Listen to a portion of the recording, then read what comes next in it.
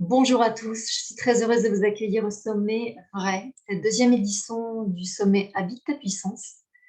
Et pour cette deuxième édition, j'ai le grand plaisir d'accueillir à nouveau Myline Ripoche. Bonjour Myline.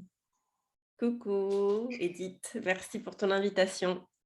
Je suis ravie de t'accueillir à nouveau pour cette deuxième édition. Et avant de passer dans le vif du sujet où tu as choisi de danser avec sa vulnérabilité, je vais prendre juste quelques instants pour te présenter pour les personnes qui ne te connaissent pas encore. Donc, Mylan, tu es coach en développement personnel et spirituel depuis plus de 10 ans maintenant.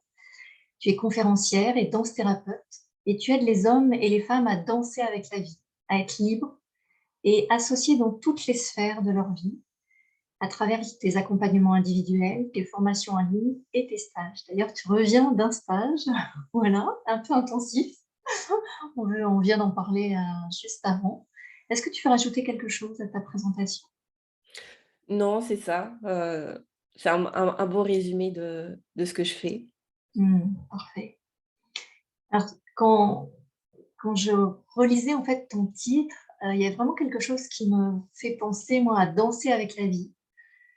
Comme pour dire à travers ça, j'existe, je vis, je danse avec, ce qui est. Et on a tendance à voir plutôt, enfin, en tout cas moi, hein, de voir plutôt les côtés, voilà, légers quand on danse, les côtés harmonieux, unifiés. Mais il y a aussi l'autre côté, le côté qui est un peu plus confrontant, peut-être l'ombre. Heu et et on a souvent tendance à avoir le côté que lumineux et peut-être parfois un peu moins la confrontation et l'ombre. Qu'est-ce que tu peux nous dire, en fait, sur ça, sur ces 2 aspects? Car je sais qu'ils sont assez présents dans ce que tu partages. Mmh. Bah, merci, ça démarre fort. C'est exactement ce que tu dis, c'est que, et moi la première, hein, je pense que, en tant qu'être humain, on aimerait toujours, être sur la crête de la vague, hein, en haut de la vague et puis on a tendance à finalement, être, finalement à être figé, à vouloir, contrôler en fait, la vie pour pouvoir toujours être, sur la crête de la vague et toujours en haut de la vague et donc toujours, comme tu dis, dans le positif, la légèreté, la joie, la bonne humeur, l'amour inconditionnel, et cetera et de mon expérience, ça marche pas trop. La mienne aussi. Voilà.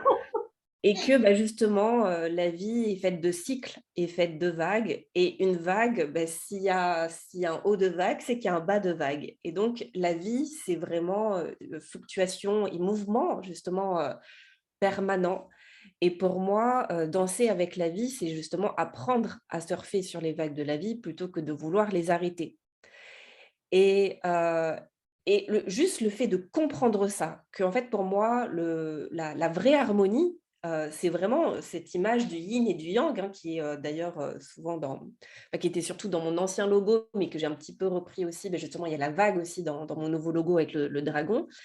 Mais voilà, en tout cas, moi je suis très proche aussi de la philosophie, taoïste et donc l'harmonie, c'est cette complémentarité, de l'ombre et de la lumière. Et l'harmonie, le bonheur, c'est pas être dans un état d'extase, de joie permanente, c'est justement danser avec les moments de bonheur et de malheur.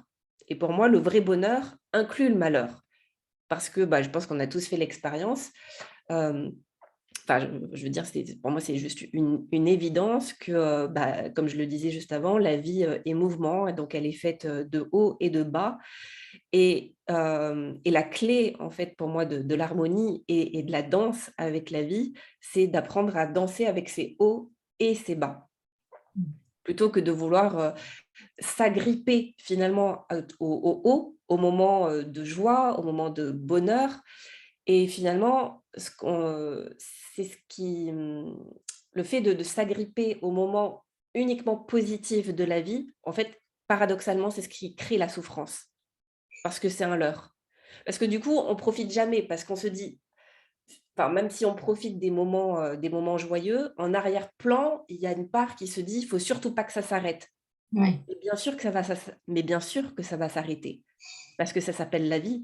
Ça ne veut pas dire que ça va s'arrêter dans le sens qu'il y aura plus de moments de bonheur, mais en tout cas, comme tout fluctue et que tout change en permanence, cet état-là ne durera pas. Mais ça Mmh. veut dire aussi que quand on est dans un creux de vague, cet état-là ne durera pas non plus. Mmh.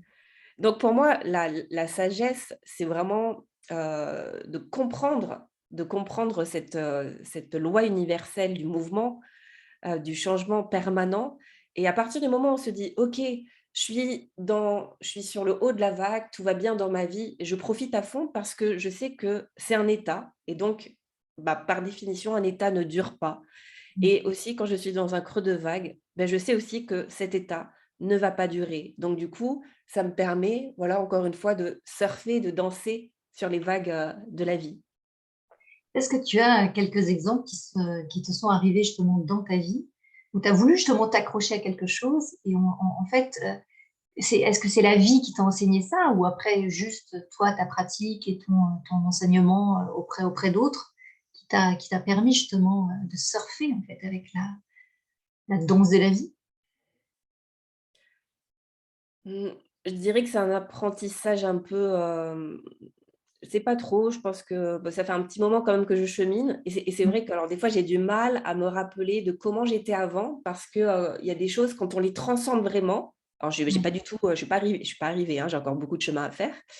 Mais sur certains points, et notamment sur cet aspect-là, j'ai l'impression que c'est tellement intégré depuis longtemps dans ma vision des choses, dans ma philosophie, que je ne me souviens pas de moments où j'ai résisté. Parce que je crois que je pense que naturellement, en tout cas aussi loin que je me souvienne, j'ai toujours eu, alors, après ça, je veux dire, je l'ai aussi appris, mais au fur et à mesure de ma vie, je me suis vraiment, rendu compte que finalement, j'avais pas le choix que de surfer justement sur les vagues. Donc, forcément, oui, bien sûr, même encore maintenant, en tout cas à l'instant T, quand il m'arrive, une tuile, c'est Mmh. sûr que je suis là, bien sûr qu'il y a de la résistance au premier abord, mais c'est en surface. Et par contre, en arrière-plan, j'ai toujours, vraiment cette foi inconditionnelle en la vie, et ça, je le répète souvent aussi aux personnes que j'accompagne, que j'ai vraiment cette croyance profonde que la vie ne nous arrive pas à nous, mais pour nous.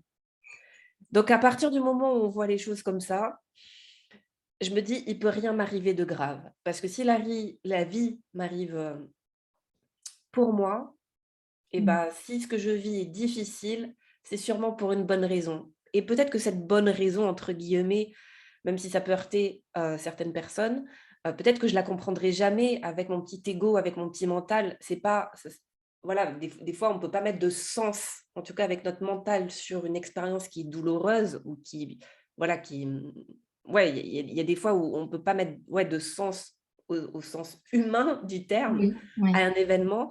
Mais par contre, c'est ça aussi pour moi le lâcher prise, l'acceptation, et danser aussi avec ce qui est, c'est parfois, d'accepter de ne pas comprendre. Mmh. Mais d'accepter que sur un certain plan, même que je ne comprends pas, il y a sûrement une raison. Et le fait de faire confiance donc finalement à la vie, quand tu dis: «Oui, finalement, il y a sûrement une raison», il y a certainement une raison, c'est là que ça te permet en fait de lâcher prise et d'avoir justement une autre approche de ce qui t'arrive? Ouais. Bah, par exemple, ah oui, bah, voilà, j'ai un exemple, que je raconte, souvent quand je parle de ma transition professionnelle, de comment je suis arrivée, coach. Moi, j'ai été salariée pendant 7 ans, et par contre, moi, dès le début, en fait, dès la fin de mes études, en fait, je savais déjà que je voulais être coach. Sauf que, bon, bah, c'est pas parce que tu as envie d'être coach que, surtout à 25 ans, que tu t'auto-déclares, coach. Donc, avant d'être légitime de faire mes formations, et cetera, d'être à peu près crédible, donc j'ai été 7 ans, salariée, et pendant 7 ans, en fait, bah, je me suis formée, et à la fin, j'avais juste envie de me lancer en tant que coach. Mais comme j'étais jeune, je me suis dit: «Je vais essayer de, hem, de trouver un emploi salarié qui me rapproche du coaching, mais pour me permettre une sécurité financière». Mmh. Et donc j'ai passé plusieurs entretiens pour être consultante en bilan de compétences, pour être formatrice en entreprise, et cetera. Et là, je vais vous faire la version courte. Et en fait, à plusieurs entretiens, Donc, dans différents instituts de formation, on m'a dit exactement la même chose. 2 fois d'affilée, on m'a dit: «Désolée Maïlan, on ne va pas pouvoir vous prendre parce que vous êtes trop bienveillante pour le milieu de l'entreprise». C'est-à-dire? Et si tu veux, ça faisait 3 ans que je passais des entretiens pour essayer de changer de travail, que j'en pouvais plus. Je pense que j'ai à peu près, envoyé ma candidature à tous les instituts, les cabinets de Paris, parce qu'à l'époque j'étais sur Paris. Voilà, j'ai passé des entretiens. À chaque fois, je passais toutes les étapes de recrutement jusqu'à la dernière étape et à chaque fois, on me rembarrait et à chaque fois, c'était pas du tout pour un problème de compétences, c'est parce qu'on me disait: «Mais ça va pas vous plaire, en fait, vous avez un profil quand même, ouais, on sent quand même que vous avez plus un profil de coach, donc là, on va vous demander de remplir des objectifs, je suis pas sûre que ça va vous plaire, je suis pas sûre que qu'on va vous garder très longtemps». Voilà et puis donc le coup de massue, le coup de grâce final, «Vous êtes trop bienveillante pour, le milieu de l'entreprise». Donc là, je peux te dire que j'ai bien résisté. Parce que quand on m'a dit ça, je me suis dit: «Elle est où la caméra cachée?» Voilà et c'est-à-dire et et je m'en souviens très bien que sur le moment, quand on m'a dit ça, alors la deuxième fois qu'on m'a dit ça, franchement, au bout de 3 ans, quand tu vraiment, sans relâche, tu postules, tu postules, tu postules et que ça débouche sur rien, Mmh. en plus d'avoir les boules comme ça, tu te dis: «C'est quoi le message?» Mmh. Et et je m'en souviens que voilà, le dernier appel qu'on me fait, en plus la personne vraiment hyper bienveillante et qui me dit: «Mais vraiment Maïlan, je te dis ça, vraiment prends-le comme un cadeau. Tu es vraiment faite pour ce métier-là, pour transmettre, mais pas avec nous, pas chez nous. Parce que sinon là, je te jure que si je te prends, je t'envoie dans la fosse aux lions, quoi». Mmh. Et je me souviens que, justement, voilà, on parle de vulnérabilité aujourd'hui. J'étais dans un état de vulnérabilité totale où franchement, j'en ai pleuré pendant 2 jours. Parce que Mmh. je me suis dit: «Là, franchement, je ne sais pas quoi faire de plus». Parce que voilà, j'ai beaucoup de défauts, mais une de mes qualités, c'est la persévérance. Et quand je veux un truc, je me bats jusqu'au bout pour être sûre que j'ai mis toutes les chances de mon côté. Et là, franchement, je me suis dit: je sais plus à quelle porte frapper parce que là, il y a toutes les portes qui se ferment, les unes après les autres. Donc clairement, la vie me dit quelque chose, mais j'ai pas compris. Et donc j'en ai pleuré et donc c'est voilà, cette première étape où pour moi j'ai accepté de ne pas savoir, d'être, à terre, d'être vulnérable, de me sentir faillible, de me sentir nulle, de me sentir complètement perdue et de me dire: «Là, je sais pas quoi faire». Et pourtant et c'est toujours ça en fait, il y a toujours plusieurs plans, plusieurs couches en fait. Donc en surface, il y avait cet état vraiment de désespoir total et je me suis dit: Là, je vais finir condamnée salariée dans ce boulot qui me fait chier» et en même temps, j'y croyais pas. Mmh.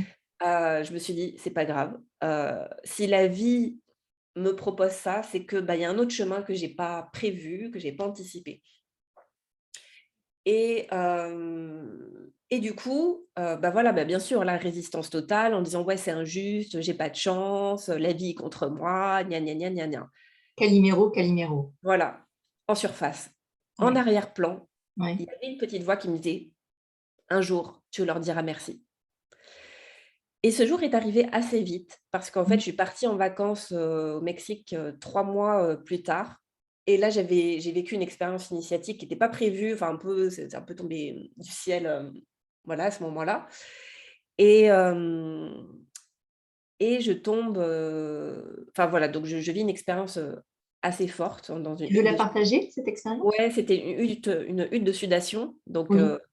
mais alors le truc, c'était mon auberge de jeunesse parce que voilà, c'était enfin on logeait avec mon compagnon de l'époque donc 3 jours à San Cristobal de las Casas, donc au Mexique, dans le Chiapas et puis l'auberge me dit, alors le truc, pas du tout prévu, puis en plus moi j'étais quelqu'un de hyper cartésien et tout, puis elle nous dit: «Ouais alors, il y a un chaman qui vient, toutes les 2 semaines et tout, il va faire une hutte de sudation, c'est une expérience intéressante et tout, est-ce que ça vous dit?» Et je lui dis: «Mais c'est pas un truc de touriste, hein?»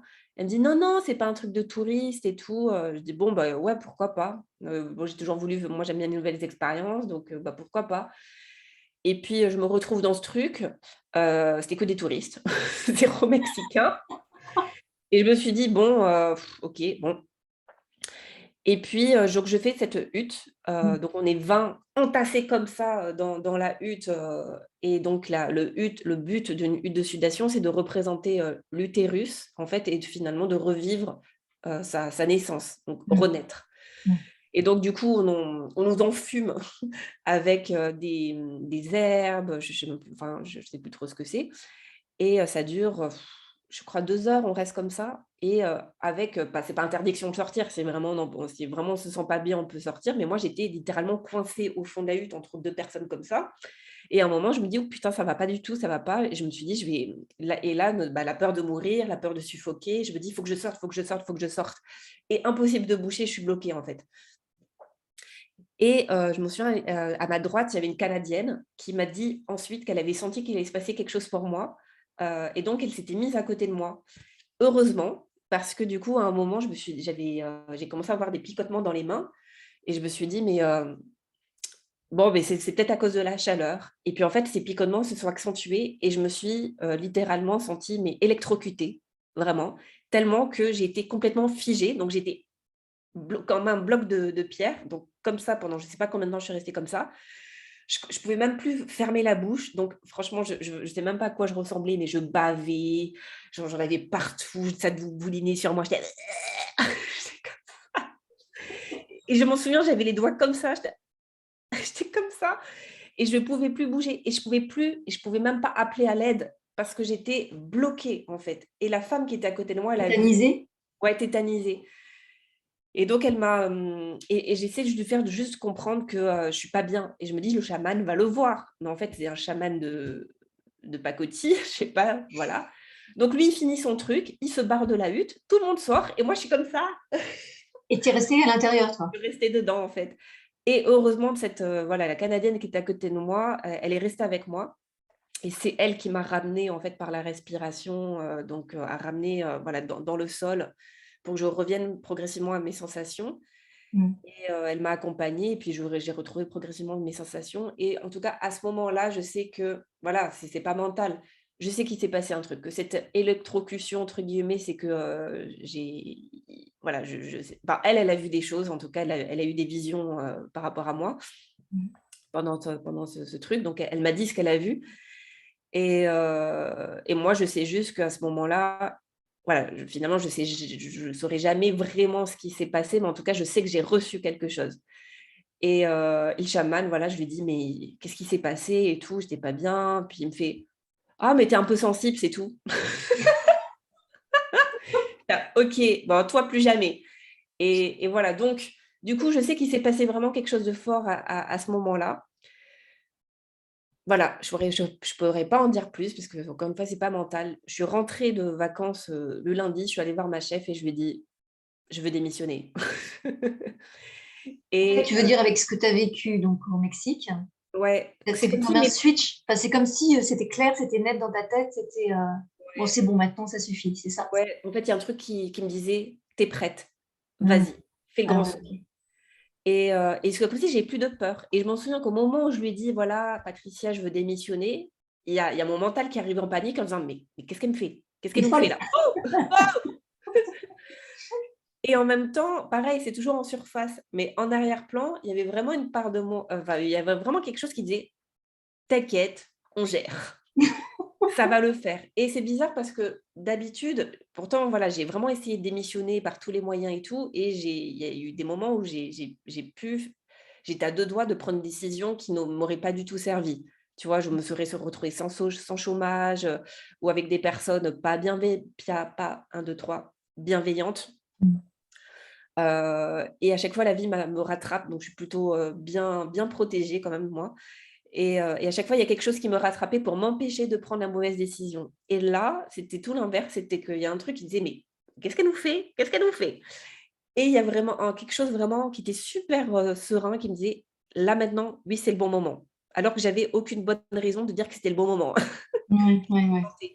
Et parce que c'était en arrière-plan, c'était très paisible. Alors que les autres fois, je prenais ces choix-là à partir d'un état d'excitation ou de ras-le-bol, ou voilà. Et là, Ouais. c'était quelque chose de: «Non, là, c'est le bon moment, t'inquiète, on va t'aider». Enfin, Mmh. enfin voilà, ça va le faire. Et du coup, bah, j'ai réussi à négocier mon départ avec, donc une rupture conventionnelle et donc voilà, j'ai pu franchir, le Cap. cap. Mmh. Donc, je ne sais plus quelle était la question à la base. Mais en tout cas, ça t'a permis, enfin, comme tu dis, cette décision, elle vient pas, elle vient d'un autre endroit quand tu entends Oui, ça et que tu as ce calme derrière. Et je veux dire, c'est plus la tête, mais elle vient, peut-être du cœur ou en fait, je sais pas comment tu veux l'appeler et comment tu le nommes chez toi, mais elle vient d'un autre espace. ouais. L'âme, le cœur, ouais. Ouais. Et du coup, voilà, ouais, je crois que c'était en lien par rapport à la résistance, par rapport à comment surfer sur, Sur voilà, la la vague. la la foi et bah, voilà, donc en tout cas, il y a eu un moment de résistance et qui, voilà, en surface et puis voilà, tout le cheminement en tout cas qui m'a accompagnée jusque là et qui fait que je suis en train de vous parler aujourd'hui, c'est grâce à cette Toi. décision. Voilà. Et pour toi, danser avec sa vulnérabilité, c'est quoi alors?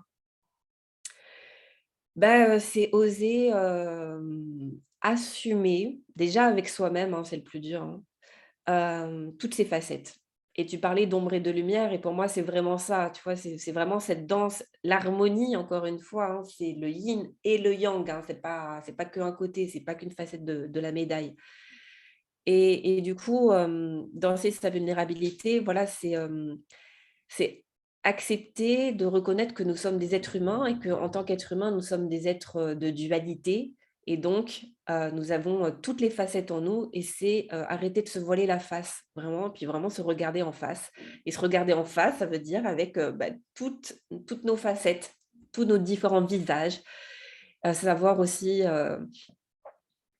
regarder nos masques, Mmh.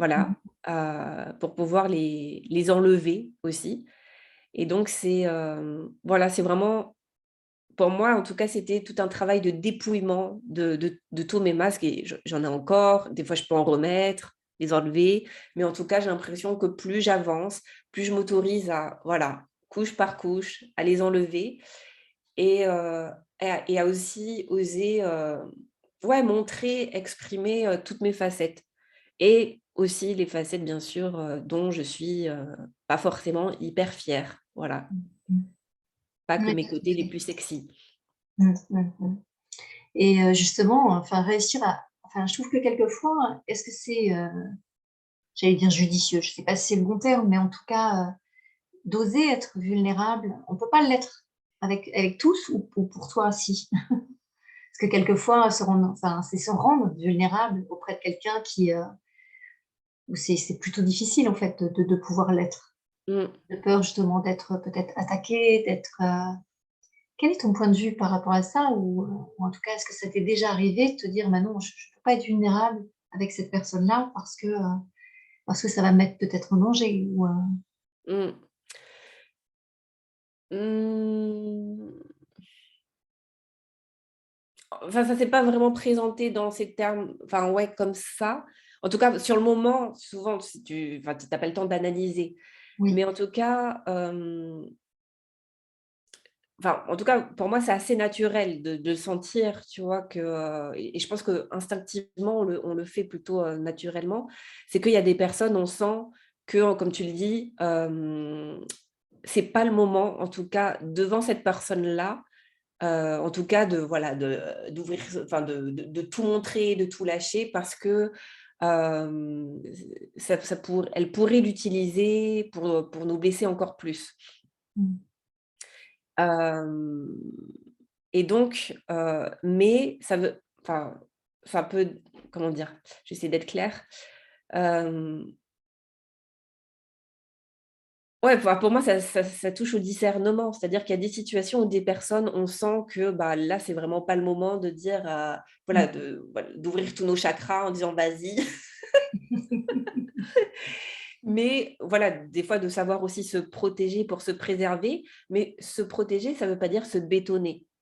Et Mmh. donc, en tout cas, quand moi, ça m'arrive ou quand ça m'est arrivé, sur le moment, en fait, je tiens.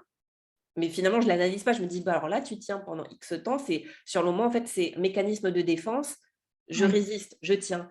Par contre, je vais moi, de moi à moi, m'autoriser de la vulnérabilité, c'est-à-dire qu'à moi, je vais pas me mentir. C'est que je sais que, par exemple, je me suis sentie ébranlée dans cette situation ou face à cette personne-là. Et si même si j'ai tenu face à elle, justement, pour pas tendre le bâton pour me faire battre, par contre, après, je vais aller pleurer toute seule. Et pour moi, c'est ça, en fait, c'est cette danse, encore une fois, entre et ce discernement entre devant qui je peux vraiment m'ouvrir et qui est capable d'accueillir aussi ma vulnérabilité.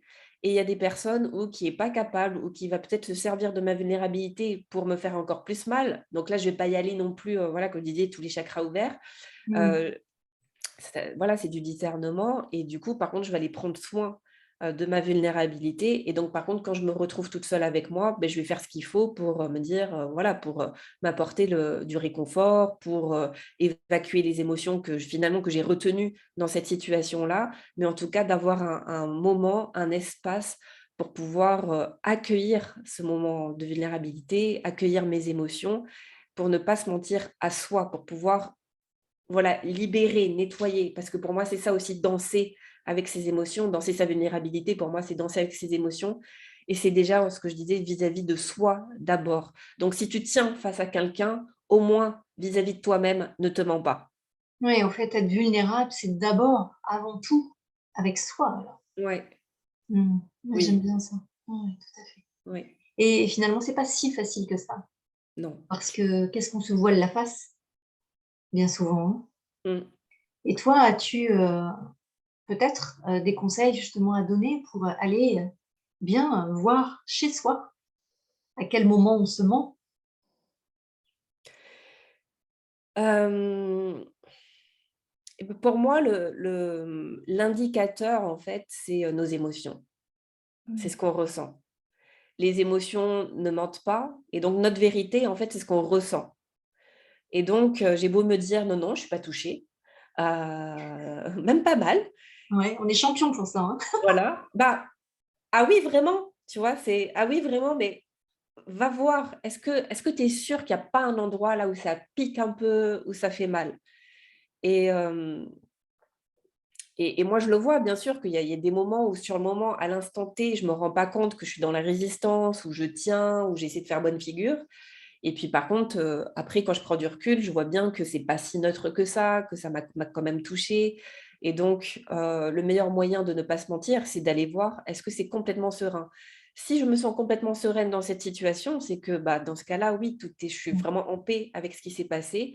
Par contre, si je sens qu'il y a quelque chose qui est un peu triste, un peu touché, un peu en colère, un peu de jalousie, bah, c'est que c'est voilà, non, c'est qu'il y a un espace qui a été touché et donc d'aller voir ça et et aussi ce qui permet d'accueillir ça, c'est de ne pas culpabiliser, de ressentir ce que l'on ressent et ça, c'est Mmh. pas évident et pour moi, Non. c'est ça aussi la vraie vulnérabilité, c'est de dire surtout, je vais parler de moi, hein, mais quand même, j'ai quand même le syndrome de la première de la classe du développement personnel et spirituel, donc si tu veux, moi, je fais tout bien comme il faut, voilà et donc même dans l'accueil de ce qui est, tu vois, j'essaye de faire tout bien comme il faut. Mais il y a des fois, je vois que j'ai juste pas les moyens et que, Mmh. et que des fois, enfin, c'est souvent même, de toute façon, on enseigne ce qu'on a le plus besoin d'apprendre, hein. Ouais. Donc, et donc je vois bien que, bah, ça me touche encore, tu vois, il y a des fois où, je peux, ouais, tu vois, où ça me fait chier, tu vois? De dire: «Mais oh là là, ça c'est pas spirituel de ressentir ça, ça quand même avec le métier que tu fais, puis en plus tu accompagnes les gens, admettons à avoir confiance en toi, là tu arrêtes pas de douter de toi, bah bravo. Tu dis qu'il faut accueillir, tout ce qui est, toi tu es dans la résistance complète» et en fait c'est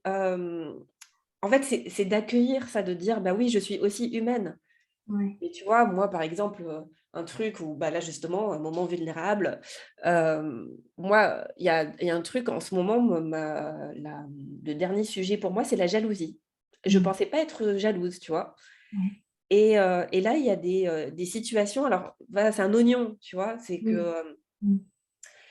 et je pensais pas avoir, enfin, comme quoi on se ment, hein.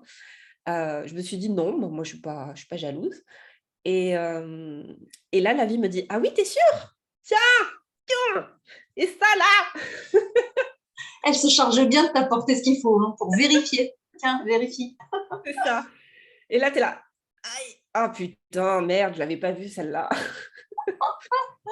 Donc donc ouais, tu vois, typiquement pour moi, bah, c'est quelque chose où ça me fait chier, tu vois? Parce qu'en plus, il y a mon si tu veux, toutes mes connaissances, toute ma sagesse, Mmh. ouais, on va dire ça comme ça parce que voilà, en tout cas mon bon sens, oui, bon, pour faire, même si c'est pas très modeste, on va dire quand même, que c'est pas grave. Voilà, j'assume de pas l'être.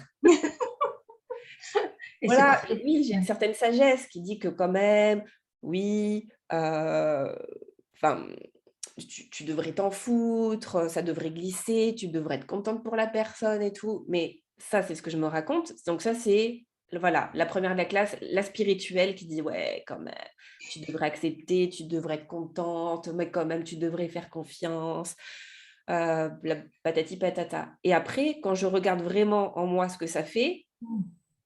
mais si vraiment je suis honnête, il y a des fois où je me dis: «Oui, il y a une partie de moi qui est contente, admettons, pour cette personne-là, Oui. mais si vraiment je suis honnête, il y a un petit espace quand même qui se dit: "Ouais, mais ça me fait chier, ça me fait chier"». Et tu vois? Je le dis, voilà, on est dans la vulnérabilité, donc voilà, là, je me mets à poil devant vous, mais clairement, j'en suis pas fière. Clairement, j'ai honte, tu vois, presque de dire ça, mais c'est ce qui est, en fait. Donc je me dis: «OK, bon, beh, j'ai encore ça à bosser, en tout cas, ou à bosser ou pas, peut-être que je serai enfin voilà, en tout cas, c'est là». Mmh. Donc plutôt que de me la raconter: «Non, non, mais moi je suis spirituelle, moi je suis dans l'accueil inconditionnel, non, mais moi je souhaite, le bonheur à tout le monde». Non, je suis désolée, si je suis vraiment honnête, il y a des fois où j'ai envie de tarter des gens, Oui. où je suis dans le jugement, ou, il y a des fois où je me dis: «Merde, ça me fait chier parce qu'il y a mon côté, voilà, dont je suis pas forcément fière, mais j'ai un côté encore, même si c'est calmé, j'ai quand même un esprit de compétition», tu vois? Donc et ça me fait chier, mais il est là. Donc qu'est-ce que je fais? Est-ce que je résiste en disant: «Mais ça me fait chier, c'est pas bien, gna gna gna gna», ou je me dis: «Bon, ben je l'ai, OK», et finalement, qu'est-ce que ça vient toucher chez moi, en fait? Mmh. Finalement, parce que ça ne concerne pas l'autre, en fait, là, si je parle de la jalousie, par exemple, mais c'est qu'est-ce que ça vient toucher chez moi? Bah, ça touche encore mon estime de moi, peut-être encore une confiance en moi, une envie encore, un besoin encore d'être reconnue, Mmh. même si je l'ai, mais c'est pas grave, il y a une part de moi et cette part, dont on parle à chaque fois, la part blessée, c'est quoi? C'est l'enfant, hein. Ouais. C'est l'enfant intérieur. Donc moi, je sais, je les connais très bien mes blessures, je sais d'où elles viennent et donc voilà, et quand je les vois, je me dis: «OK, bon, bah, c'est ma petite fille intérieure qui, dit: Tu m'oublies pas!» Donc du coup, voilà, je vais en prendre soin et puis des fois, j'arrive et puis ça passe comme c'est venu et puis des fois, ça va durer des jours ou des fois, voilà, je peux péter un câble et je me dis: «Ouh là! Ah ouais, quand même, avec ce que tu enseignes, il y a du boulot quand même!» Et je me dis: «Bah ouais, enfin, je suis toujours en chemin, je suis toujours en chemin». Ouais, j'adore t'entendre partager sur ça. À la fois, je trouve et c'est un peu mon point de vue, c'est que tu ouvres la porte pour d'autres. En étant vulnérable, là et en étant te en en osant te montrer, comme tu dis, à poil, waouh! C'est vraiment un cadeau que tu fais aux autres. Enfin, en tout cas, c'est mon point de vue et une fois que tu découvres, en fait, ces parts de toi, qu'est-ce que tu en fais? Est-ce que tu attends que ça passe? Ou est-ce que, voilà, qu'est-ce qu'on fait avec ça? OK, j'ai encore ça en moi. OK, c'est là. Mmh. Enfin, c'est sûr, on dit que la 1re des choses, c'est déjà énorme de pouvoir le reconnaître et de ne pas se voiler la face et d'être authentique avec ce qui est là.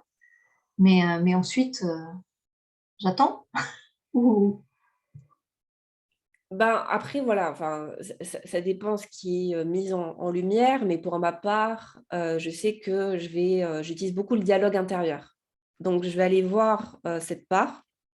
Bon, seule, c'est pas évident, hein, c'est toujours mieux d'être accompagné, mmh, d'avoir en tout cas quelqu'un avec qui on peut le faire ou on peut faire, sous forme avec les chaises.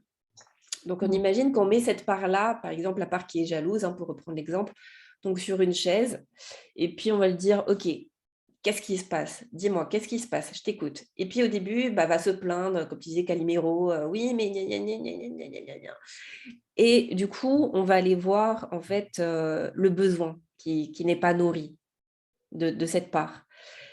Et c'est là où, bah, une fois qu'on a identifié le besoin qui n'est pas nourri, c'est est-ce que est-ce que finalement ce besoin-là, comment je peux me l'apporter à moi-même?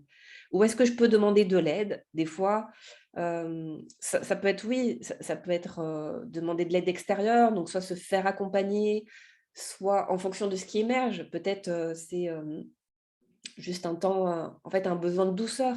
Donc du coup, bah, comment je peux m'apporter de la douceur? Et si soit, par exemple, ça peut être de la part de quelqu'un d'autre, donc je vais voir est-ce que je peux en avoir, en faisant une demande à quelqu'un, d'avoir cette de la douceur de la part de quelqu'un d'autre. Et si je peux pas ou si c'est pas possible, c'est comment moi je peux m'apporter cette douceur-là.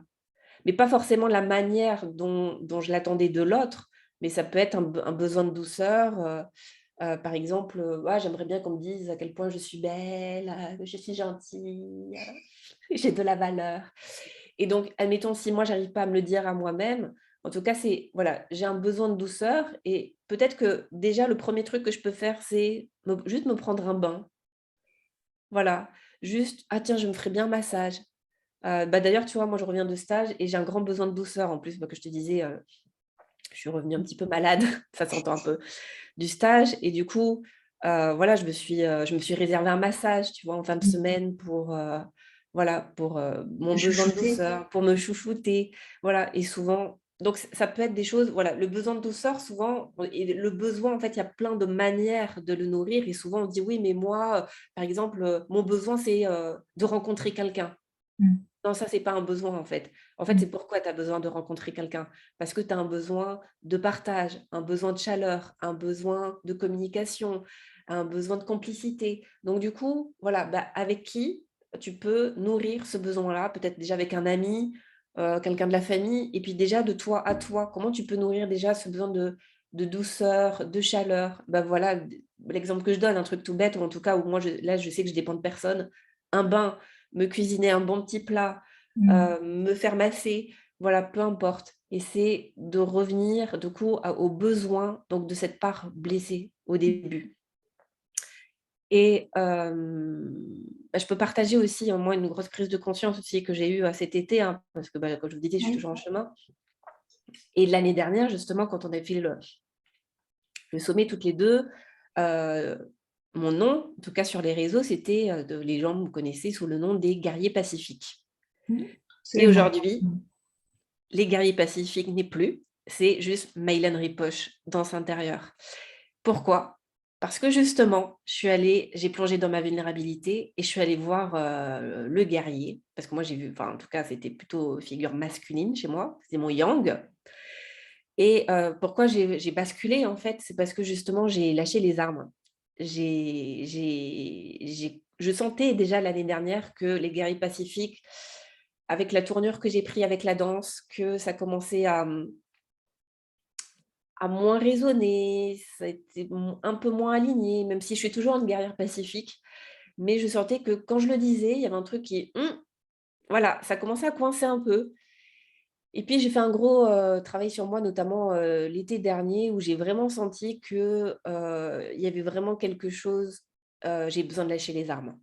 Mmh. Et justement, j'ai reçu un message fort, à un moment en méditation. Et le message que j'ai reçu de mon âme, en fait, c'était, hem: «Lâche les armes et ramasse les fleurs». Et ça m'a accompagnée, en fait, pendant, plusieurs mois jusqu'à que je sois vraiment prête. Et en fait, pour ça, c'est qu'en fait, ce guerrier, mon samouraï, je l'ai appelé, intérieur, hem, en fait, est arrivé à un point, mais tellement au summum de ce qu'il pouvait tenir. En fait, je sentais que j'étais arrivée dans un état, mais de colère, de rage, d'énervement, mais j'avais envie de cet été-là, de tout envoyer péter, tout me faisait chier, j'avais envoyé tout envoyer valser et je sentais que c'était pas rationnel. Je sentais qu'en fait, c'était cette part guerrière qui était en train de résister parce qu'elle se sentait menacée. Elle sentait que j'étais en train de la lâcher et du coup, c'est un peu comme l'ego, tu vois? Le truc qui Mmh. s'agrippe, il s'agrippe, il s'agrippe et donc là, justement, là, il va dégainer toutes les armes pour ne pas mourir parce qu'en fait, toutes nos parts, en fait, elles ont, bah, comme nous, hein, un système de survie, elles ne veulent pas mourir. Et mon guerrier sentait qu'il enfin, avait peur de mourir Et je sentais que si j'allais pas le rencontrer, il allait résister et puis il allait faire des dégâts. Donc, et que j'allais prendre des décisions que, j'allais regretter. Donc, du coup, un jour, j'en avais tellement ras le cul d'être, prisonnière de mes émotions, tu vois? De vraiment un tsunami intérieur, d'être brassée comme ça. Je me suis dit: «Waouh, qu'est-ce qui se passe?» Et je me suis dit: «OK, je vais aller le voir». Et donc je me suis mise en méditation et le point de départ, c'était: «Qu'est-ce que je ressens ici et maintenant?» Et c'était, bah, la jalousie, voilà, c'était le point de départ, le «Ah!» Mmh. et du coup, j'étais persuadée que j'allais arriver à la petite Maïlène blessée. Et c'est pour ça, là, c'est vraiment total lâcher prise. Donc je me suis mis en méditation et j'ai eu une image d'un homme et comme un manga, japonais et une tête de samouraï. Et je me suis dit: «C'est quoi ce truc?» Et là, je sais que dans ces cas-là, je fais confiance et je me suis dit: «OK, je déroule». Et du coup, je fais: «OK» et cette image persiste, donc je me suis dit: «OK, donc c'est cette image-là mon point de départ» et j'entre en lien avec ce personnage et il se trouve que je vois que c'est un guerrier et donc je lui demande qui il est et j'entre en dialogue, avec lui et là, ce qu'il me dit, c'est que, et je le vois, en fait, tout seul sur son petit talus avec sa lance Mmh. et il attend et je lui dis: «Tu quoi?» Et il me dit: «Bah, j'attends, l'adversaire». Je dis: «Mais il y a personne» et je voyais bien, j'avais la vision et tout. Il y a une grande étendue sauvage, un peu comme en Mongolie, tu vois? Et il y avait rien. Je dis: «Mais il y a personne, il y a pas de danger». Il me dit: «Non, mais je dois tenir au cas où» et je lui dis: «Mais comment tu te sens ça fait combien de temps que tu es là?» Il me dit: «Mais ça fait des années que je suis là» et je dis: «Mais comment tu te sens?» Il me dit: «Bah, je suis un peu fatigué, mais tant que personne prendra le relais, je tiendrai jusqu'au bout parce que je peux pas partir». Et du coup, bon, je vais essayer d'accélérer et donc bref, donc je suis entrée en dialogue avec lui et en fait, ce qu'il m'a dit, c'est que, «Mais, tu peux pas me faire disparaître parce que la fonction même d'un samouraï, c'est de se battre. Donc si je ne me bats plus, qui je suis? Si je ne me bats plus, je meurs». Et là, je fais: «Waouh, OK». Donc là, mon système de défense et en fait, j'ai compris qu'en fait, il protégeait ma petite fille intérieure et ma petite fille intérieure, c'était la pureté. L'innocence et donc mon guerrier protégé, tu vois, je suis émue parce qu'en fait, il protégeait, mon innocence, ma pureté, mon cœur qui était blessé, hem et hem et donc du coup, voilà, je suis vraiment très, donc voilà, j'ai pris le temps de parler avec lui et je lui ai, demandé s'il était d'accord de lui donner un autre rôle et que j'en fait, je voulais pas le faire disparaître, mais je voulais lui donner un autre rôle de justement, bah, du guerrier pacifique et Mmh. en fait, j'ai vu que en lui expliquant qu'en fait, c'est pas parce qu'il allait tenir en fait, comme ça qu'il était aidant qu'aujourd'hui il a été aidant pour moi à un moment de ma vie, mais qu'aujourd'hui il ne l'était plus et que maintenant la meilleure manière de m'aider, c'est de se transformer en maître d'arts martiaux un petit peu et en fait, j'ai vu il a changé de forme et il s'est transformé en maître zen Mmh. et qu'en fait son arme, c'était sa sagesse. Et j'ai senti vraiment que son alignement, en fait, sa force intérieure, c'était son être, c'était qui il est et que, ce que je lui ai expliqué, c'est que, enfin lui, enfin voilà, en tout cas le dialogue, c'est qu'il avait plus besoin de dégainer les armes, en tout cas il savait qu'il avait cette ressource-là pour se défendre s'il en avait besoin, mais mais c'est en cas d'ultime recours.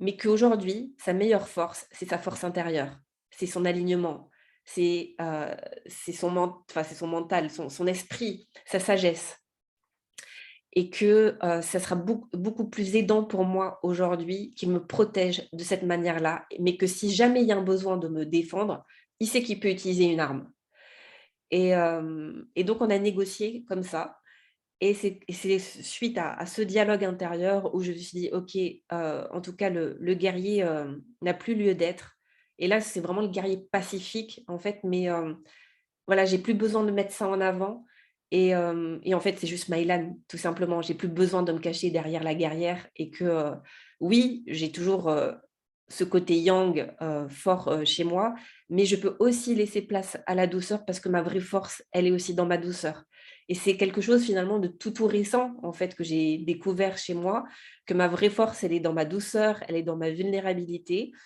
hem et que, j'ai plus rien à prouver, en fait. Mmh. Oui, tu vois, quand tu partages, je me dis: «Mais en fait, voilà, derrière le guerrier, Maïlan était cachée, en fait» et là, c'était oser, en prenant ton nom, oser t'exposer et oser, être Maïlan. Waouh! Merci pour ce partage, super fort. Mmh et ça, c'est être enfin, c'est oser aussi sa vulnérabilité avec ça, parce que tu as plus rien pour te cacher.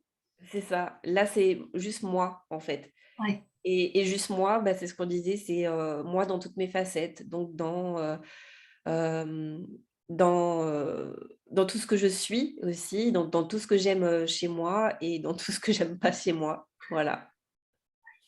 Et c'est ce que j'aime chez toi, c'est justement ton partage, authentique et bien souvent, voilà, tu oses partager sur ça et en fait, ça me fait penser un peu à la gêne. J'ai eu l'occasion, en fait,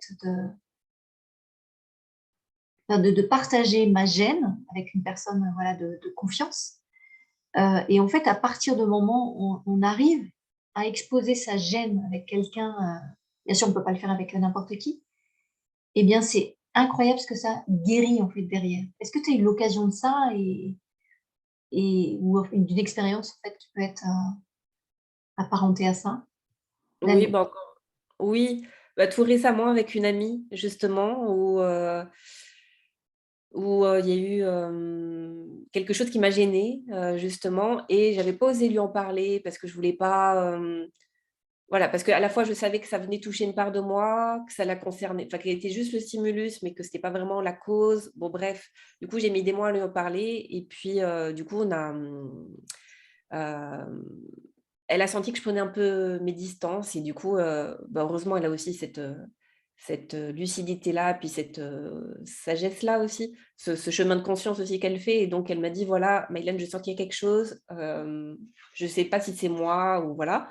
Donc elle m'a un peu tendu la perche et du coup, bah, là voilà, je me suis dit: «OK, bah, donc là, c'est le moment d'en parler» et donc voilà, je lui ai dit, justement, bah, quelque chose qui m'avait, blessée, voilà, dans ce qu'elle avait pu faire et j'ai pu, bah, voilà, partager ma vulnérabilité, sachant que ce que je disais aussi tout à l'heure, c'est que je ne l'ai pas partagé parce qu'il y avait toujours quand même une partie de moi qui disait: «Oui, quand même Maïlan, tu devrais accueillir, tu devrais laisser passer, c'est pas grave, tu sais très bien que c'était pas volontaire» et cetera. Sauf que je voyais bien que avec même tout ce discours rationnel que je peux me raconter, au fond, c'était encore touché. Et donc ça, j'ai pu lui partager, voilà, sans lui jeter la faute dessus, en disant: «Voilà, en tout cas, quand tu as fait ça, voilà ce que ça m'a fait» et bah, j'aurais préféré bien sûr que ça me touche pas, mais bah, si ça m'a touchée et donc et du coup, on a pu entamer un dialogue et finalement, bah, comme tu disais, bah, ça a renforcé, le lien parce qu'on peut se dire les choses, vraiment sans accusation. C'est-à-dire que c'est ça aussi la clé, c'est quand on est vulnérable, c'est, en fait, c'est de reconnaître que ça ne touche que nous. En fait, on ne parle que de nous. Bien sûr, l'autre, c'est le stimulus ou le stimuli, je sais pas comment ouais, stimulus. Mais, mais parce que, comme on dit, hein, si tu presses une orange, qu'est-ce qui sort? Du jus d'orange. Donc du coup, si je suis heurtée, ou si j'ai de la colère ou si j'ai de la jalousie, c'est pas l'autre qui est responsable, c'est pas lui qui est à l'origine de ça. C'est que cette colère, cette jalousie ou la tristesse, elle était déjà présente en moi. Lui, il est juste venu presser ce qui était déjà en moi. Mmh. Donc voilà, en tout cas, ouais, je l'ai vécu il y a c'est tout récent. Ouais, ouais, tout à fait et puis, oui, je dis ça, oui, ça ne révèle de toute façon que ce qui est en nous, ça c'est clair et comme par hasard, ça arrive et ça vient nous toucher avec des personnes qu'on aime profondément généralement ou qui sont très proches de nous. Si c'était des personnes très éloignées, on s'en moquerait quoi. Voilà. Oh, ça Donc c'est touche bien pas. toujours des personnes, voilà, qui peuvent nous toucher, donc des personnes que l'on aime, en tout cas ou qu'on estime. Mmh. Ouais. Est-ce que justement, dans ton parcours, à chaque fois que tu t'es permis d'être authentique, d'être vulnérable, d'être vrai, est-ce que tu as vu, parce que tu étais dans cet état et dans cette vulnérabilité ou cette authenticité, est-ce que tu as vu des choses changer chez les autres qui leur Oui. a permis justement ça? Enfin, de changer ou pas, je ne sais rien. En tout cas, c'est ce qu'on me dit souvent, c'est que mon authenticité, en tout cas, quand je m'autorise à être vulnérable, ça, ça permet aux autres de s'autoriser à faire de même. Et tu vois, encore la semaine dernière, je reviens de stage et au 4e jour, donc j'ai tenu, c'est pas volontaire, je me suis pas dit: «Il faut que tu tiennes», mais en tout cas, ça allait bien nickel pendant 4 jours et le dernier partage, donc l'avant-dernier soir, pendant le cercle de partage, je m'effondre et là, mais d'émotion parce qu'en fait, je vois que les partages, bah, j'ai encore de l'émotion. Hem Les partages là de mes stagiaires étaient tellement forts, étaient tellement énormes que en fait j'ai été submergée par l'émotion de me dire: «Waouh!» enfin quel cadeau ils me font en fait, cette confiance qu'ils me font pour pouvoir, voilà, s'autoriser ces véritables transformations et ces renaissances et du coup je pouvais plus m'arrêter. Donc c'est eux qui m'ont amené ma boîte de Kleenex. Parce que je les ai tous vannés en disant: «Ouais, j'ai acheté 4 boîtes de Kleenex, faut tout finir!» Et finalement, bah, c'est moi qui voilà, qui ai le plus pleuré à la fin et heu et voilà et je sais que plusieurs sont venus en me disant, «Merci pour ton émotion, parce qu'elle est, c'est un cadeau, en fait, que tu nous fais. Ton émotion est un cadeau» et du coup, le fait aussi, moi, de partager régulièrement quand je partage dans mes ateliers, mes coachings et enfin et voilà, mes stages, je parle des fois un peu de moi aussi, de mon parcours.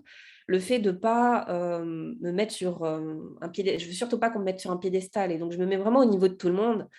Hem et bah, à chaque fois, ce qu'on me dit, c'est que mais merci parce qu'en fait, ça te rend tellement humaine et puis on se dit: «Attends, mais si Maïlan», bah, c'est pas dans le sens je suis un dieu, mais en l'occurrence, comme c'est moi qui anime le stage, voilà, on a tendance à me mettre un peu plus haut.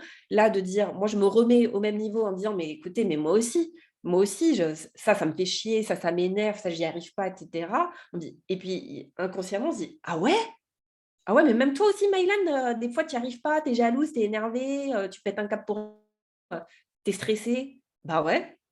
Et en fait, ça soulage et du coup, en fait, le fait de s'autoriser à être vulnérable, de s'autoriser à montrer toutes ses facettes, bah, comme je disais, ça permet aux autres de s'autoriser à faire de même, de dire: «Mais on est humain» et justement, pour moi, c'est pour ça la force de la vulnérabilité, c'est de dire: «Mais en fait, plus j'ose ôter les masques, plus j'ai plus rien à cacher, en fait et donc si j'ai plus rien à cacher, bah, je suis indestructible. On peut plus me toucher, je suis intouchable. Qu'est-ce que Mmh. tu veux me retirer puisque je t'ai déjà tout montré? J'ai déjà tout retiré devant toi. Qu'est-ce que tu veux me retirer? Alors au contraire, c'est au contraire, quand c'est quand on vit comme ça qu'on dit: «Ouh là, je veux surtout pas qu'on me démasque». On vit finalement dans la tension, alors que si je te dis: «Bah, voilà, je suis comme ça. Mmh. Qu'est-ce que tu veux qu'on te dise?» «Ah oui, mais des f tu ah ouais, tu es jalouse?» «Bah ouais, je viens de te le dire». «Et qu'est-ce que tu veux qu'on» voilà, mais je viens de te le dire. Mmh. Mmh. Mmh. Alors que si, ah non, moi, ah non, non, non, moi je suis dans l'accueil inconditionnel, peace and love, Mmh. cœur sur toi, voilà. Non, mais ça, c'est pas mon truc, j'en peux plus. Enfin, Ouais, ouais, j'ai ouais. vraiment du mal vraiment de plus en plus ouais, les gens là qui sont dans enfin, en tout cas pour moi et d'ailleurs, c'est ce que je leur ai dit et tu vois, la semaine dernière, je les ai poussés aussi à exprimer leur colère et il y en a qui me disent: «Non, mais moi je ressens pas de colère et tout». Je dis: «Ah ouais, tu es sûre?» Et je les ai vraiment poussés à exprimer ce qu'ils avaient dans leurs tripes pour, je leur disais: «Mais le but, c'est d'être complet, en fait et c'est pas de dire: "Non, ça, énergie négative, ça je veux pas, ça je veux bien"». Mais c'est au contraire, c'est s'autoriser à tout exprimer et bien sûr que de la colère, on en a tous à des degrés différents, à différents degrés. En tout cas, moi, c'est sûr que j'en ai. Mais voilà, c'est comment je la transforme en force. Mmh, absolument et je crois que c'est ça, c'est, à partir du moment où on se voile des faces de nous, Ce sont les choses, enfin, je trouve les plus terribles, entre guillemets, hein, parce que, voilà, tant qu'on ne reconnaît pas, on ne peut pas. On peut pas agir dessus ou on ne peut pas, en tout cas, avancer parce qu'on ne les reconnaît pas. Ce On qui les est met vu pas en est lumière, en sauvé. fait. Et je dis: «Waouh» et le fait, enfin, je trouve ça magnifique, le partage que tu viens de faire. Le fait de te rendre vulnérable, en fait, tu guéris l'autre parce que tu permets à l'autre de l'être et heu et waouh! Et je te jure, le nombre de fois où j'ai partagé, moi, en tant que stagiaire, par exemple, en Ouais. formation, où j'ai osé me mettre vraiment à nu devant tout le monde et je me suis dit: «Putain, là, je suis pas très fière de ce que je vais dire» ou Mmh. ouais, ça me coûte quand même de le partager. Le nombre de fois où après des personnes sont venues me voir en disant: «Maïlan, merci d'avoir osé dire ça, parce que je pensais que j'étais la seule à le vivre et le fait que tu aies osé le dire, bah, du coup, ça m'a permis, soit de prendre la parole derrière ou j'ai pas osé le faire, mais par contre, ça m'a soulagée parce que de me dire: "OK, je suis pas la seule et il y a quelqu'un qui a osé le faire", quoi». Et ce que je partageais aussi par ma première conférence que j'avais donnée il y a quelques années où j'étais mais morte de trac et je me suis dit: «Mais comment je vais faire, pour tenir debout sur scène avec le trac que j'ai?» Et je me suis dit: «Bah, je vais le dire». Et donc je suis arrivée sur scène devant 300 Oui. personnes Mmh. et j'ai dit: «Voilà, donc on va être clair, je suis stressée. Je suis stressée, j'ai l'impression que je vais m'évanouir, je suis en train de pleurer des aisselles, mais ça va bien se passer. Voilà. Mais comme ça, c'est dit, je fais pas semblant. Ouais, je suis hyper stressée». Je l'ai déposé devant tout le monde et bah, je peux te dire que tout le monde m'a applaudi pour, bah, m'encourager. En tout cas, je l'ai pris comme un encouragement et je pense que ça fait du bien et d'ailleurs, on me l'a dit, on me dit: «Mais oh putain, mais ça fait du bien, un peu de spontanéité plutôt que de faire semblant de "non, non, mais je suis pas stressée, tout va bien", alors que tu as la voix qui fait comme ça, tu es toute rouge, tu transpires et tout. Non, bah, au bout d'un moment, voilà, je suis stressée et c'est ce que je disais aussi moi souvent aux personnes que j'accompagne, notamment qui manquent de confiance en elles et tout, heu, je leur dis: «Mais au lieu de cacher ton manque de confiance en toi, assume-le. Essaye de faire tout l'inverse, de dire: "Voilà, je suis stressée, je suis timide, désolée, je vais bégayer". Et ben, en fait, voilà, tu l'as dit, tu l'as posé au centre. Bon, maintenant, on n'en parle plus, tu vois? Plutôt que de dire: «Oh, faut surtout pas qu'on voit que je tremble, faut surtout pas qu'on voit que je suis rouge». Bah, dis-le: «Voilà, je suis rouge, je tremble, je stresse». Voilà. Les commentaires. C'est ça. Ah ouais, c'est tellement bon. Ouais, tellement ça. Mmh. Waouh, merci et je sais que donc tu fais de la danse et moi, c'est quelque chose que j'essaie de remettre, tu vois, dans ma vie de plus en plus. Une fois enfin, il y a une partie il y a de ces quelque temps, j'étais très en contact avec le corps. Là, avec la préparation du sommet, j'avoue que le corps, je le laisse un peu de côté. Mais quand je m'autorise, en fait, de remettre ce contact avec le corps, je veux dire, il donne aussi des réponses. Et comment le corps nous permet, parce que j'ai l'impression que c'est un peu plus ce que tu proposes, peut-être aussi d'être plus authentique, d'être plus en contact avec notre vulnérabilité ou ce qu'on se voile, ou ce qu'on se cache. Est-ce que, en étant en contact avec son corps, on peut atteindre une partie de nous qu'on ne peut pas atteindre autrement, Mmh. d'après toi? Bah, pour moi, c'est la voie directe, le corps. Et ce que je disais, c'est que pour moi, la porte d'entrée, c'est le ressenti. Et le ressenti, c'est pas là, hein, c'est dans le corps. Mmh. Et donc, par exemple, je me sens blessée par quelque chose, j'ai envie de transmuter une émotion, et ben, c'est par le corps. En tout cas, c'est comme ça que j'accompagne aujourd'hui avec mes ateliers, mes stages dans intérieur. C'est comment j'y vais, comment je rentre par la porte du corps. Et donc, voilà, le point de départ, c'est je ressens une émotion, où elle est dans mon corps et je vais essayer de la mettre en mouvement. Donc, par exemple, j'ai de la colère, et ben, je vais pouvoir danser cette colère. Mais pas danser, voilà, on s'en fout de la chorégraphie, hein, c'est je mets en mouvement, dans le sens de je mets en mouvement pour faire bouger cette énergie pour qu'elle trouve une porte de sortie. Et pareil avec la tristesse, avec, n'importe quelle émotion finalement, de sentir où c'est dans le corps et je vais respirer dedans et je vais essayer de mettre du mouvement dans cette émotion qui est de toute façon logée et cristallisée dans le corps. Donc ça, c'est, pour moi, c'est l'accès le plus direct pour libérer, une émotion et pour entrer en contact avec sa vulnérabilité, en tout cas ses émotions, par le corps. Oui, parce que quand on est en contact avec ça et quand on laisse en fait le corps agir, il y a des choses qui sortent, il y a des choses Mmh, qui viennent qui ne viendraient peut-être pas ou alors si, par d'autres moyens, mais en tout cas, c'est un accès, rapide, voilà, mmh, beaucoup plus, rapide et facile, le fait de ouais. passer par le corps. Ah oui, oui, puis moi je peux là, il y a 2 mois, un peu moins de 2 mois, maintenant, j'ai vécu aussi une expérience super forte. Justement, j'étais en stage, moi en tant que stagiaire, donc en formation et on devait danser, l'ombre des déesses grecques, enfin l'ombre et la lumière et là, en l'occurrence, j'étais, connectée à Athéna, donc comme par hasard, hein, la déesse de la guerre, de la sagesse et des arts, avec qui bon, j'ai une petite affinité quand même et hem et là, la consigne, c'était de danser son ombre parce que, bah, même les déesses aussi ont leur côté, obscur et au début, je savais pas trop comment le danser et puis je me suis dit: «Mais là, déjà, tu même pas avec la tête, laisse tomber». Donc j'ai juste invoqué, voilà, l'ombre d'Athéna et puis j'ai commencé à, donc dans l'ultra lenteur, à sentir dans le corps, quelque chose vraiment se recroqueviller comme ça et donc j'ai commencé à je me suis retrouvée en boule par terre et en fait, je faisais un Buto, donc c'est une pratique, japonaise de danse, donc dans l'ultra lenteur, en fait et qui peut provoquer pas mal de catharsis et donc j'étais en train de contacter je crois que le point de départ, c'était un petit peu, la rigidité, le besoin de contrôle, le côté un peu cassant, hein et donc je sens ça dans le corps et je me dis: «OK, bah, je descends dedans, je descends et tout».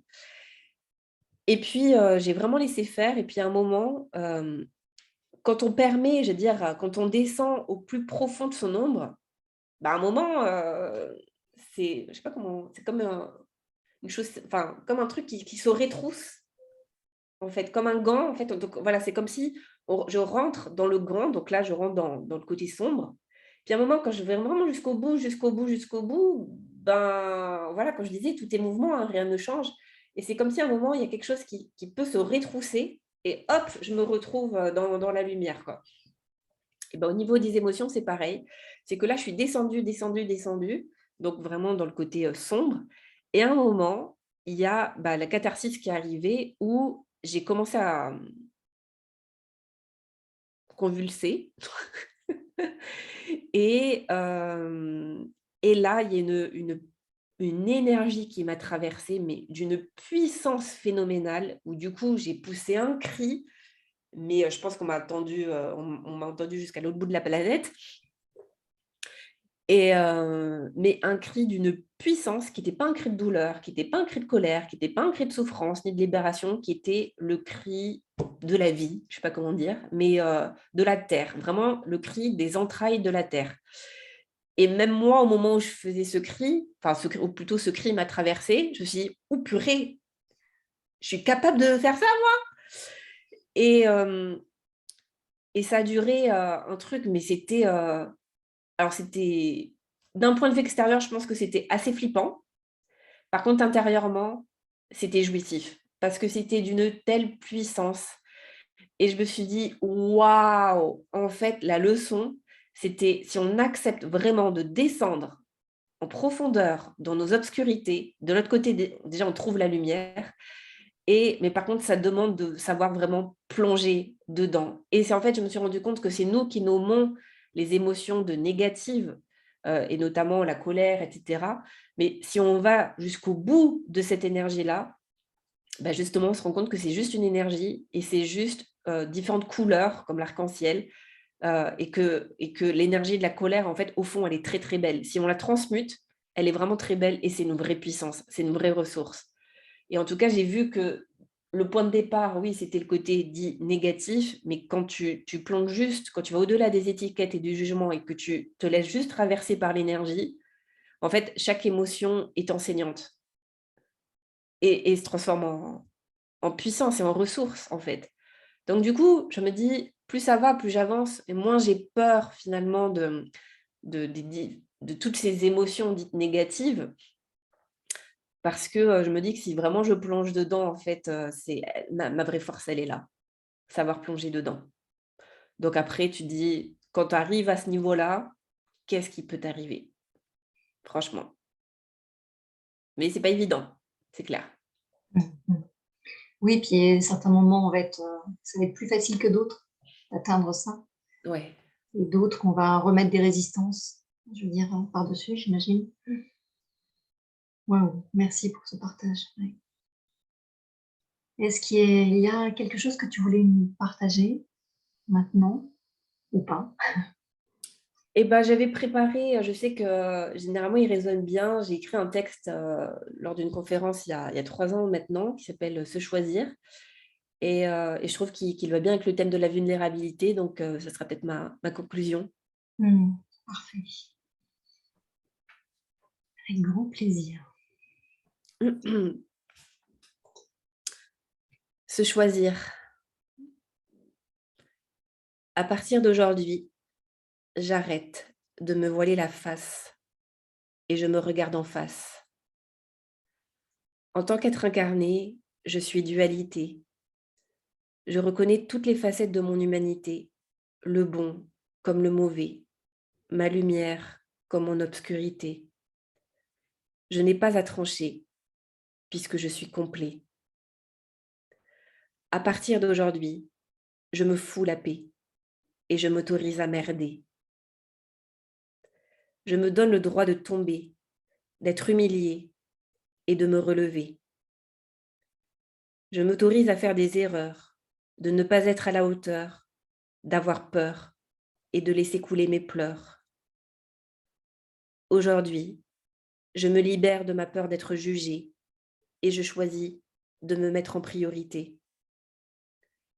À partir d'aujourd'hui, je trace ma route et je ne laisse plus de place au doute, car je sais que je ferai toujours le bon choix si j'écoute ma joie. À partir d'aujourd'hui, je décide de m'aimer, peu importe ce que je ferai. Je décide de me tenir la main en sachant que tout ira bien. Aujourd'hui, j'arrête de vivre étriquée.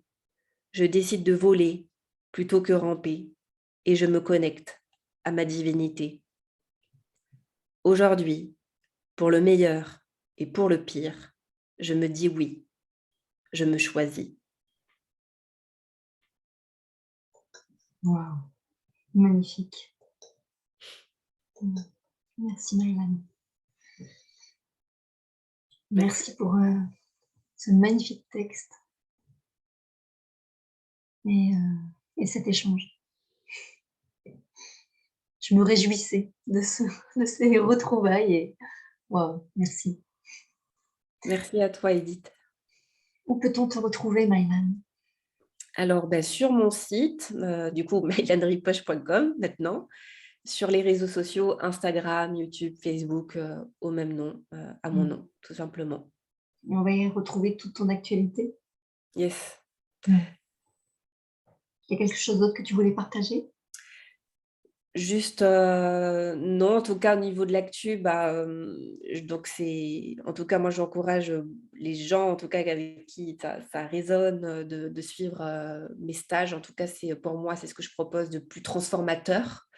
Le prochain, les prochains sont complets, donc le prochain où il reste des places, c'est le mois d'octobre, Mmh. donc fin octobre, donc les infos sont sur mon site et puis aussi les ateliers en ligne, danse intérieure, donc là, on a démarré la dernière session, donc les portes sont fermées, mais la prochaine session sera aussi, tout début, octobre. J'en parlerai, dès septembre, du coup. Mmh. Merci beaucoup. Merci à tous. Vous pouvez laisser des commentaires, sous cette vidéo et voilà, je te laisse le dernier mot si tu veux. Hem, je trouve que le texte, en tout cas me servait de conclusion. Hem, En tout cas, ouais, si par rapport au sujet de la vulnérabilité, je crois que, vraiment notre plus grande force, elle est vraiment au cœur, de nos émotions, au cœur de notre vulnérabilité et je crois que, on a vraiment, beaucoup plus à perdre de ne pas la montrer que de la montrer. Donc, juste, oser, vous montrer vulnérable et voyez ce que ça fait. Faites vos expériences en fait, c'est ça, Mmh. non? Mmh. Merci Mylan. Merci à tous. À Merci à bientôt. Merci à tous. Au revoir Mylan.